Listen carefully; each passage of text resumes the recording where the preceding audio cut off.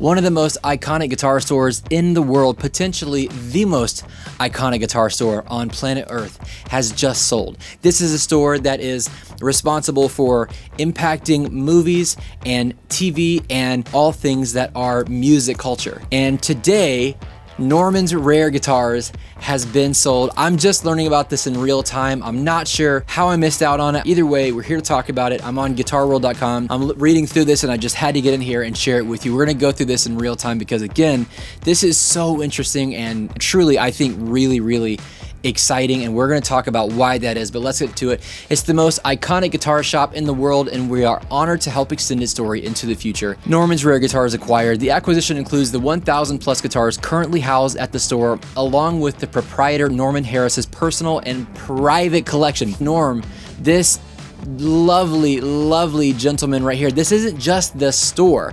His personal and private collection is revered because what the store has to offer is just unbelievable. And so now you're talking about the personal private vault of the man who is the gatekeeper to some of the coolest and most incredible guitars. And now this is his. And so he's selling personal, private, as well as the entire stock of it all. Norman's, the none more legendary LA guitar store owned by Norman, one of the world's most respected guitar vintage dealers, has been acquired, and the buyer is TNAG Global. This is where this is exciting to me because this isn't, Etsy acquiring Reverb. This is TNAG, who also owns Carter Vintage here in Nashville, as well as Cotton Music Center. Again, this is the absolute best case scenario, and frankly, not something that I'm very surprised by on Norm's side. But let's keep going. I've always known there would come a time when I needed the right long-term partner to carry Norman's Rare Guitars forward. I couldn't imagine a better steward for the shop and its legacy than Ben Montague and TNAG Global. I feel a deep sense of comfort knowing the shop, its history, and its values will still be here for the future generations of my family and for guitar lovers around the world. According to TNAG, the nitty-gritty of the detail includes, of course, the store's 1,000+ strong guitar collection, and notably, Harris's personal and private collection. The store itself continued to operate in its current physical location with its team and culture remaining fully intact. Best case scenario. Not changing the location, not changing the people, keeping everything as it is, which is what you want. I mean, that's what the culture is, right? Norman's Rare Guitars is the most iconic guitar shop in the world, and we are honored to help extend its story into the future. TNAG founder and CEO Ben Montague said, "Our responsibility with this acquisition is simple. Protect what makes the shop special. Ensure the business thrives beyond its founder, and give Norman the freedom to step back whenever he chooses, knowing the legacy is secure." I love this so much. Keep the legacy secure. All right, so Ben Montague, owner of Carter Vintage Music as well as Cotton Music.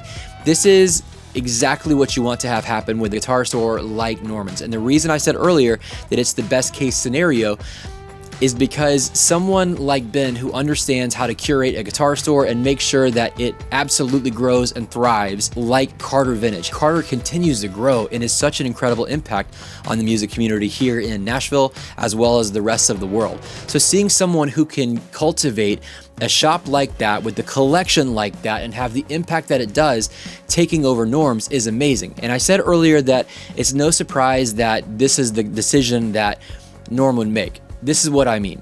Norm making this decision is not selling to, CBS, right? This is instead Norm selling, understanding fully who Ben is and how he's going to help take its legacy forward truly, authentically, honestly, the same way that he's done with Carter Vintage and Cotton Music.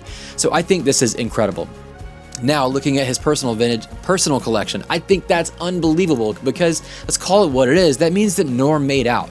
And I don't think Norm's hurting or anything like that, not that he needed it, but the fact that he's at this stage in his life and can recognize that, hey, it's time to move on. I was the purveyor of these guitars for a time, and my time is done. It's time to move forward and share them with the rest of the world. This is exactly the thing that you want in a guitar community. There's so often that we see musicians and guitarists hate on those that are collectors, the cork sniffers and the blues lawyers, as if they're somehow not entitled to have guitars. But in this scenario, he is moving it forward. He's saying on to the next generation. My time with them is done. This is exactly the thing that those haters want to have happen.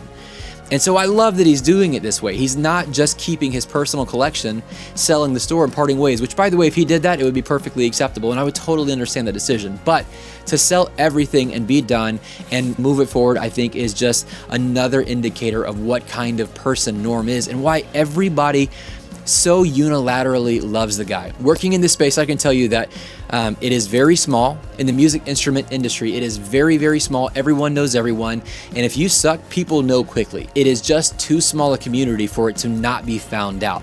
And so when you have someone that is truly special, that goes around and is spread just as quickly.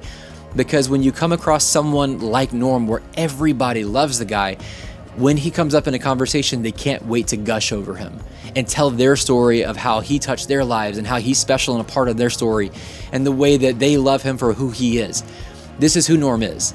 And so again, seeing this decision, it all just aligns. Norm's been through a ton, especially in the last couple years.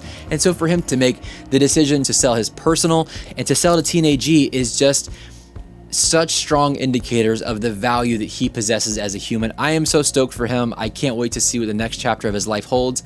I hope it is on a clear, calm, restful beach with a mojito in hand, getting to enjoy the fruits of his beautiful life and labor. Norm, I'm stoked for you. I doubt you'll ever see this, but congratulations. You did it. You did the very thing that we all aspire to do someday. So congratulations. You've absolutely earned it. I think it's amazing. I think it's absolutely amazing. I'm so excited for you. So I'd love to hear what you guys think. TNAG with Ben Montague purchasing this.